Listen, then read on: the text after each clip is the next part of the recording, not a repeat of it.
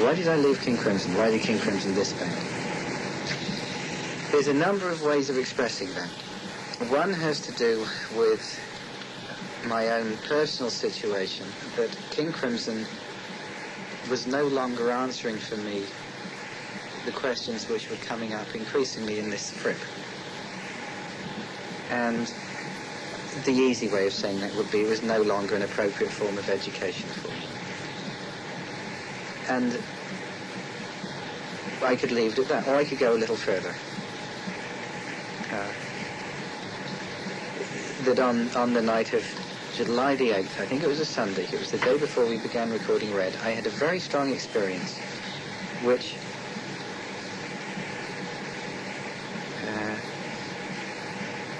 is kind of difficult to talk about.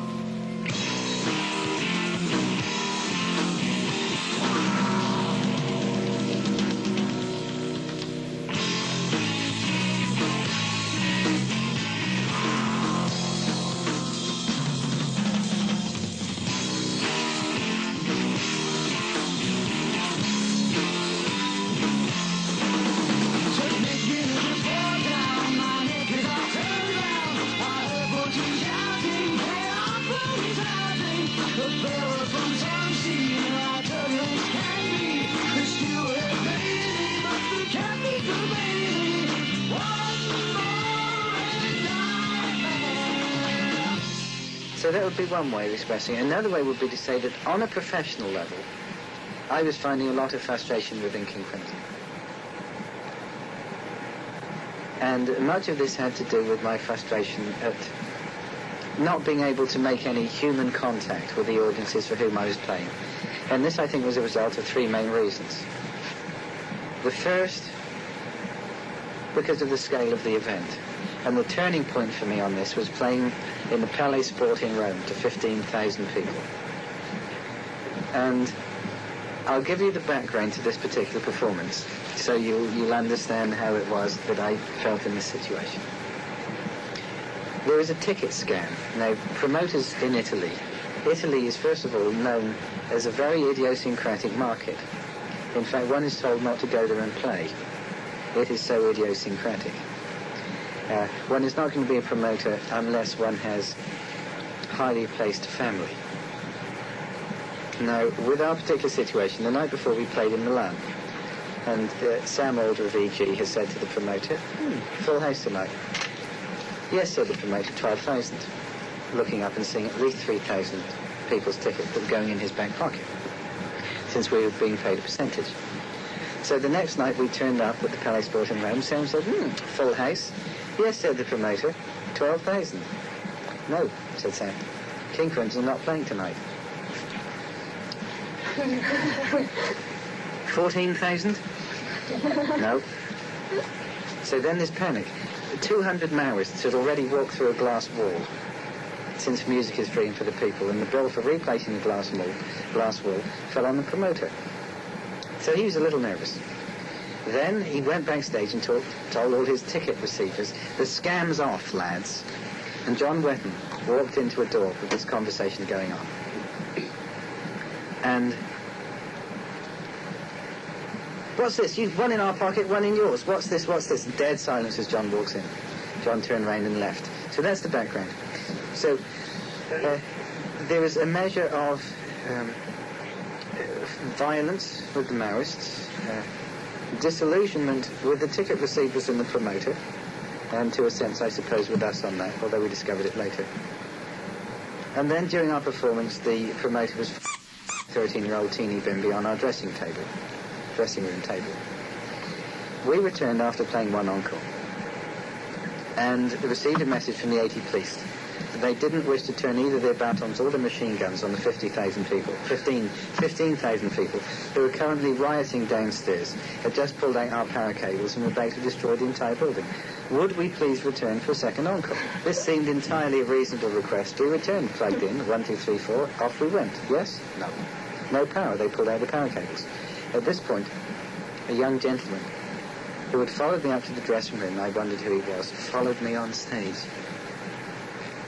Seeing vistas beyond the paranormal. The promoter's young assistant hit him very hard, and his blood hit the stage before he did, because he wasn't allowed here, and it was a good excuse for the promoter's young assistant to punish someone over it. The crowd's mood was ugly. There was no power. There was a bleeding happy hippie. There was a ticket scam. There were angry Maoists and a broken glass wall. There was a rejuvenated promoter and young teeny bimby. They were angry ticket receivers. That was the situation I was in, facing 15,000 people with no possibility of playing to them. That is a creative opportunity I never wish to have again. So that was the turning point for me.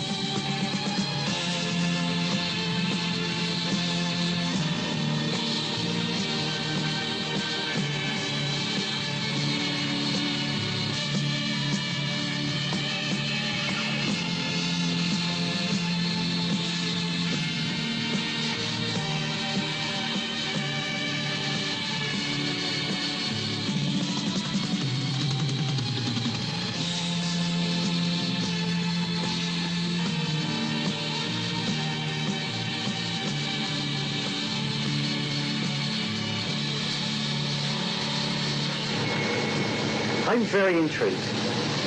I'm very intrigued. I find it an interesting paradox that two Crimson musicians should be in two of the largest heavy rock bands in America. Ian MacDonald, a vital element of the first King Crimson, and obviously with Foreigner, and Boz Burrell with Bear Company. I find that fascinating.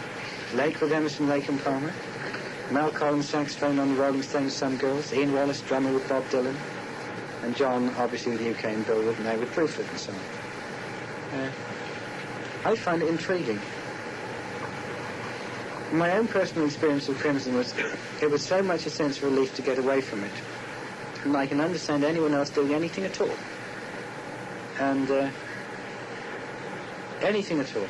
From buying a bicycle and cycling through Southern Ireland with a violin, which is what David Cross did, to becoming a monk, which Jamie Muir did, to getting married, which Michael Giles did. All of these things, in the light of my experience of 6 years with King Crimson, all of these things become suddenly explicable. And not only explicable, forgivable as well. Now, I'm obviously very pleased that people I've worked with have become successful and achieved the success that they presumably have wanted for themselves. Very pleased. I personally, I think it would be a mistake to in any way assume that I influenced them. And that isn't immodesty. There are one or two musicians I have influenced I've worked with, but very, very few.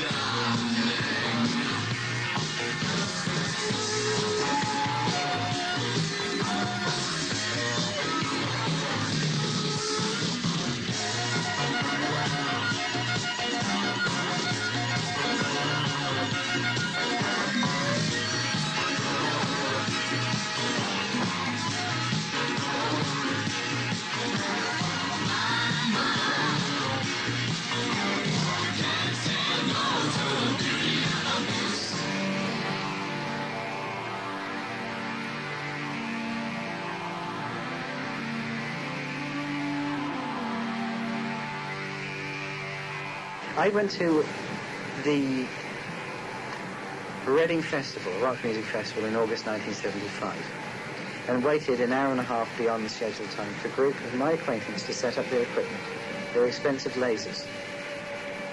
I went out in the mud to see them. There's a man over here throwing up into the mud. It's beginning to drizzle, 50,000 people up here. A man here smiles in a crooked way, undoes his clothes, and urinates on the ground in front of him, 3 feet to my left. And the group come on, and their lasers shoot off insignificantly into the night, and they begin to play, complete with dry ice, smoke, all the normal paraphernalia. And when the press area cleared, I managed to get back there for an encore. As I looked up and saw these musicians of my acquaintance, and may I say some friendship, I saw a number of people who had very little connection between themselves. They're each in their own particular world. But more importantly, they were there and the audience were there. And I saw that in their particular little worlds, they were completely locked and trapped. And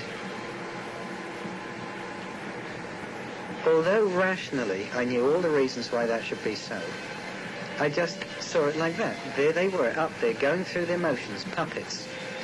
But whereas their puppetry extended for 24 hours a day, 7 days a week, throughout their entire years before, and no doubt years afterwards, there they were stuck with it. The audience could come and go, that they hadn't bought into this particular thing, to the extent that the people on stage had. This was the relationship. We will pay for your lasers. We will wait an hour and a half for you to set them up. We will give you money to buy houses in the country and put long tables in them with butlers at the end and maids to serve your friends for tea. We will do all of this, but you must stay locked in it and we must be able to pick away at it. This was the contract.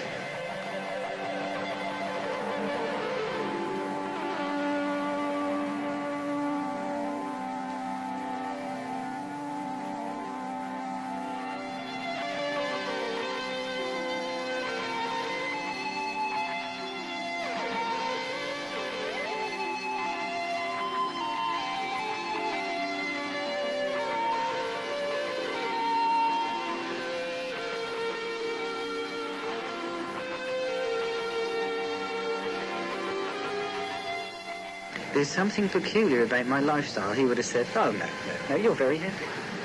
You're having a great time. Come, have a, or whatever it might be. But no, you're having a great time. And then he would say, well, and he'd ask the driver in the limousine, this seems a bit queer. And the driver in the limousine would say, no, this is wonderful. You're at the top. This is great. Get in. Then he would go to his expensive hotel in Knightsbridge. And he might say to a receptionist, hey, don't you think rock and roll is a bit crazy? And if he'd been in New York, they would have said, yeah. But this wasn't New York. And I think my friends are substantially in the same state now that they were then. I said to my own manager, David Ento, I said, David, doesn't it seem to you that being a manager means keeping your artist in the dark? Stupid. And he said, yes.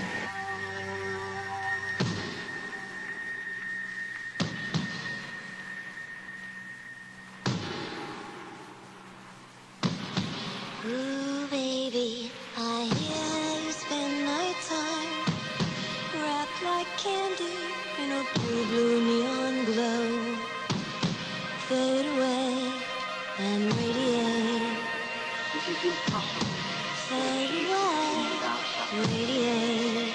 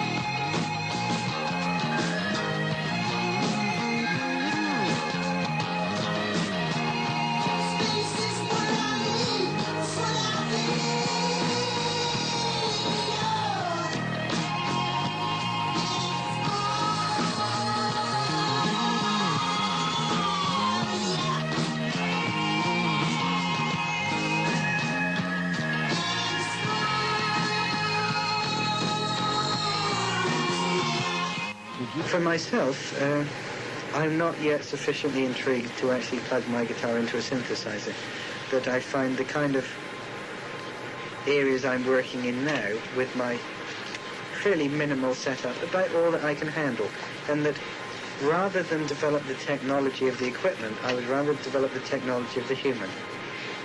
That it's strange in a way that nearly everyone who's seen me working in my minimalist way in electronic music have come up and said, oh, isn't it going to get better? Isn't it going to get bigger? Aren't you going to add more reboxes? Aren't you going to get more pedals, more effects, more everything? But no one has yet come up and said, when are you going to take time off to improve your guitar playing? The point is, it would never occur to anyone that it would be better for me to invest time in improving what I am, improving my technology. My technology is more than adequate for my brain, and with a vastly increased capacity as a musician, it would still be adequate. So, since I have a limited amount of money to spend on all these new sophisticated gadgets, they are quite pricey, you know, I'd rather spend my time making something for myself.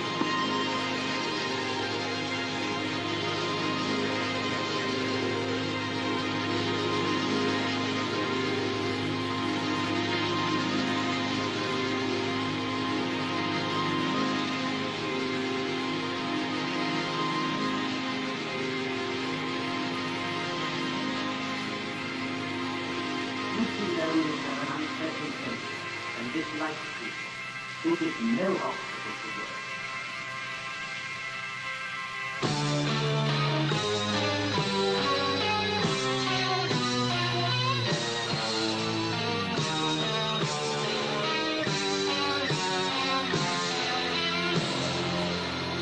I know that I could easily spend the rest of my life with you.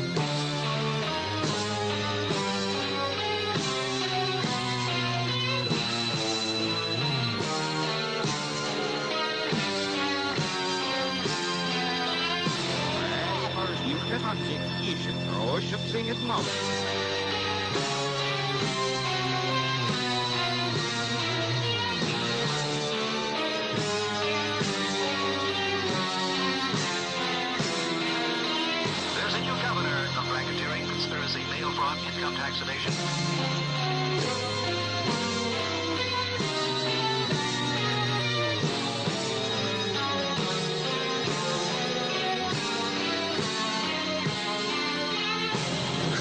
Dismal, pathetic chord sequence.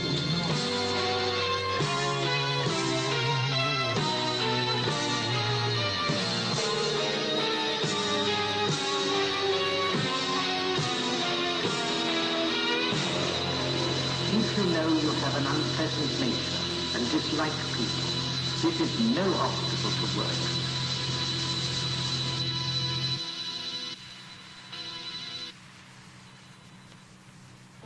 It was an incredible little piece. Very, very impressed by it. Oh, yes. How wonderful.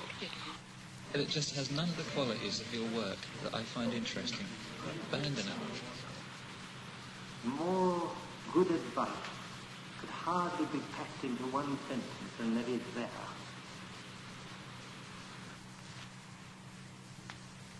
Both those things weren't true. That's definitely true.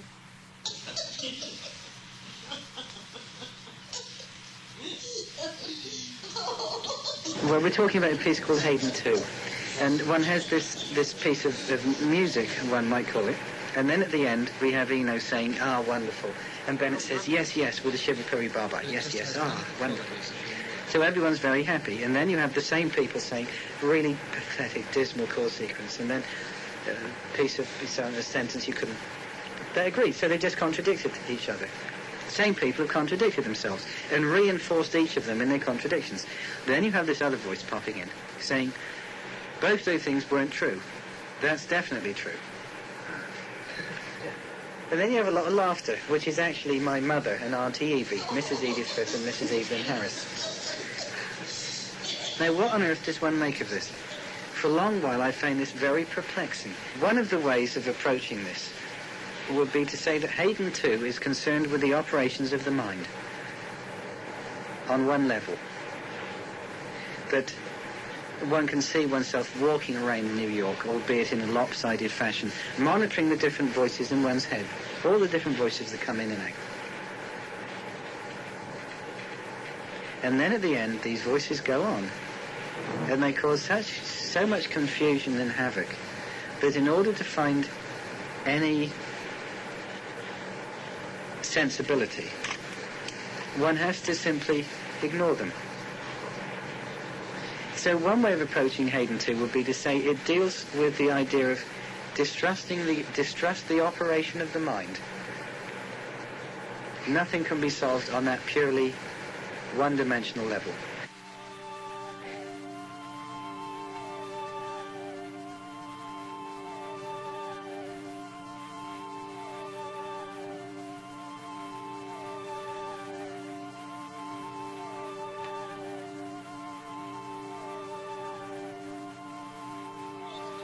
From a scientific point of view, it is now very likely that there will be again another ice age quite soon in the world, that we shall have the north part of the world all frozen like it used to be, that we're beginning to have natural disasters. From the scientists' study, it seems likely that we shall soon begin to have these great changes in the Earth's climate, and the oceans will rise, and many cities will be flooded, like London and Calcutta and so on. Now, if you take exposure in a more complete sense, where you have the voice at the end popping up and saying, it's all a hoax, it's all a hoax, which is Eno again. This seems, after obviously such a meticulous piece of work, obviously so crafted, yet obviously at the same time completely out the window. How could one possibly conceive of it as being a hoax? But nevertheless, there is the man saying, it's all a hoax. It's all a hoax. But remember that then the telephone is slammed down on the man. So obviously someone disagrees. What are we to make of this?